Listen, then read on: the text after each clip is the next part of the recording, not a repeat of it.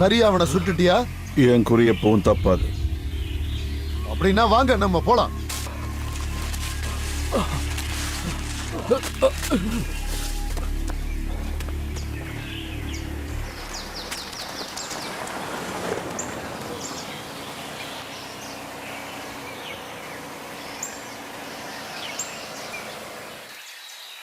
எங்களை சுற்றாதீங்க, எங்களை சுற்றாதீங்க.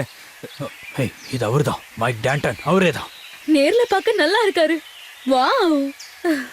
என் பேர் எப்படி உங்களுக்கு தெரியும்? ஆமா, நீங்களாம் யாரு?